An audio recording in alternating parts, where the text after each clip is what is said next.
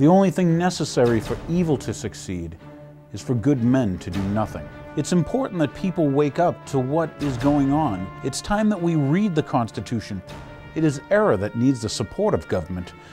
Truth can stand alone. That was given to us by Thomas Jefferson.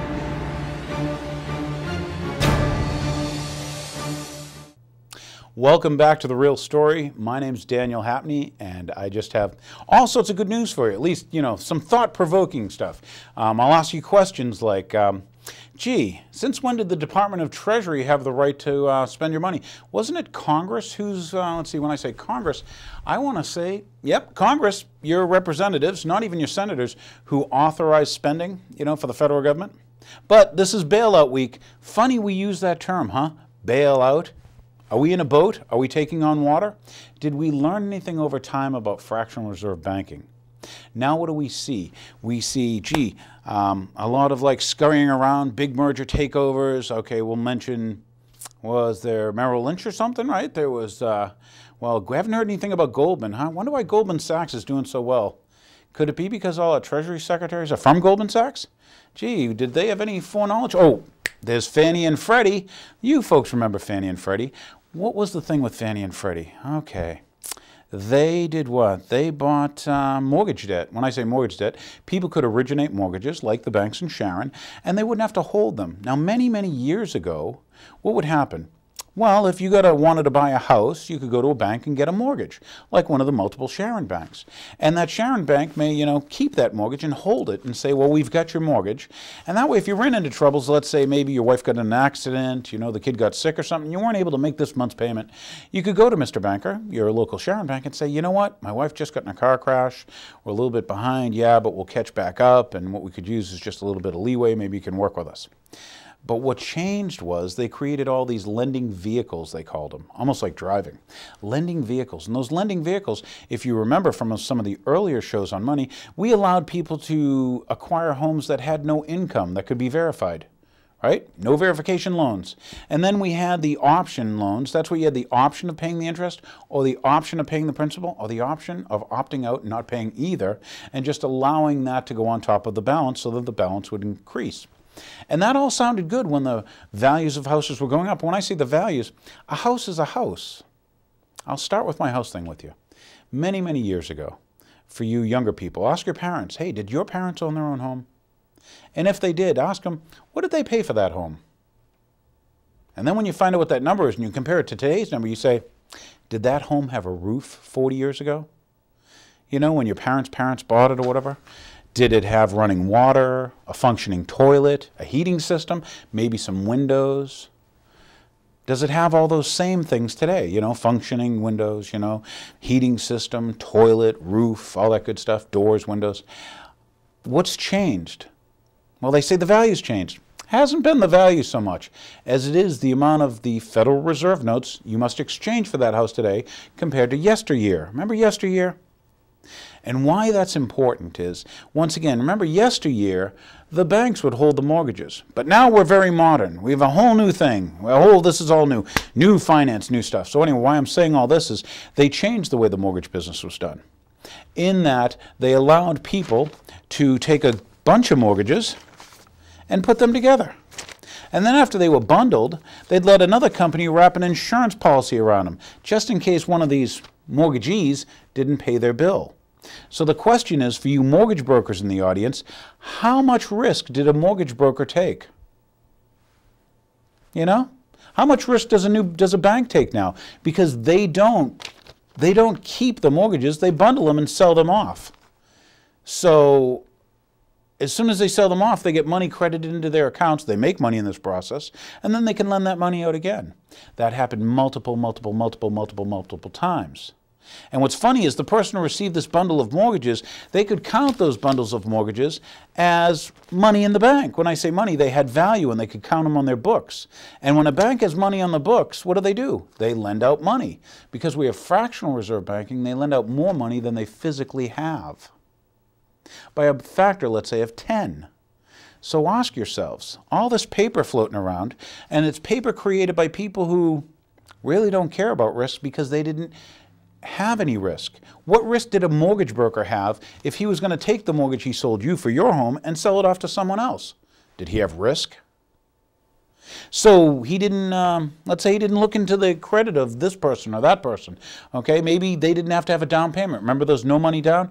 For a while, they were giving you more money than you were borrowing for the house. And why that's important is all this was done without the mortgage broker having any risk, without the bank having any risk. And when risk gets transferred, I mean, think about it. When risk gets transferred to someone else, whereas before it was the local bank, they took the risk. They lent you the money so you could live in that community. Well, now they didn't take any more risk, did they? Because they sold these bundles of mortgages off. And who'd they sell them to? Well, they sold them to foreigners. Why? Because we had a trade deficit. What does that mean? That means that we were buying more things than we were producing. And that meant they had excess U.S. dollars, Federal Reserve notes. What could they do with them? I mean, what good does it do you to sit on a pile of dollars in China? So they would pour them back into our markets. And that floated all the boats of all this phony paper. And now we're looking at what? This huge crisis. And when I say huge, everyone on the news is telling you it's nothing big. I'm here to tell you it's something big. Batten down the hatches. Get ready for a change in your lifestyle. And this is why. This all started off with, well, we're not going to do the risk thing. But even before that, how did all this money, where did it come from? Our fractional reserve banking, that central bank called the Federal Reserve. And here's a quote. If we ever allow a central bank to issue and control our currency, the banks and institutions and government that grows up around them will eventually impoverish everyone. And our children will grow up homeless in the country their fathers conquered. Something to that effect is a quote from Thomas Jefferson. How did someone many, many years ago at the founding of this country understand banking and banksters? You wonder, huh? So anyway, you heard about all the home crisis thing, and I told you, well, gee, we had these vehicles where you no money down, no credit verification, we'll lend you more than the value of the house, you don't even have to pay the interest, you don't have to pay the principal, we'll just keep on adding on the debt, debt. And when we have currency created by debt, with nothing tangible behind it, okay, you end up getting crooks. And I think that's what we have now. We have actually crooks in our government. And the crooks are just bigger, grander crooks than before. You know, it's just the mob. You know, instead of Mob 1.0, we've got Mob 4.5. We've gone a couple generations up on it. So look at what's happening. We're being told that we're bailing out. That's right, there's water in the hull, and we're throwing it overboard. We're bailing out who? Well, we're bailing out people and institutions that did what? That didn't lift a hammer or a saw to make any of those homes. Matter of fact, what did they do? What was their value add? And yet they're getting bailed out and you're not. Your currency, your dollars, are going down in value, their purchasing power. Does it cost you more to buy everything today? So what does that mean? That means your currency is going down in value. You have to exchange more currency for it. But as your currency goes down, they're bailing them out. And who's doing it? They're doing it with you and your good name. What happens if, let's take our government, the United States federal government. What if we don't pull in enough money in taxes to fund our government? Well, that's what happens now, isn't it? We don't bring in enough tax money, let alone wars. We won't get into the Iraq occupation yet or the Afghanistan occupation. Not a war anymore.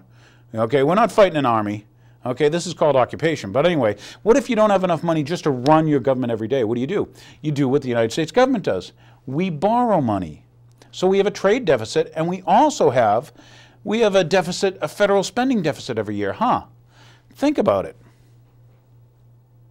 These deficits, we're spending more than we take in. How can a place that spends more than they take in, how can they bail anybody out?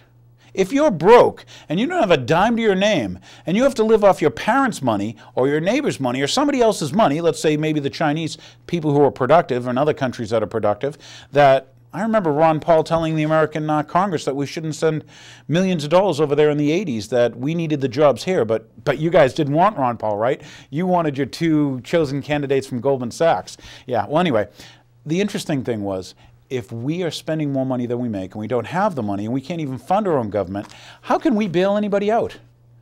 Do you want to come on my show and tell me how, if you have no money, you can lend money you don't have to somebody else? Do you see that they're enslaving you economically?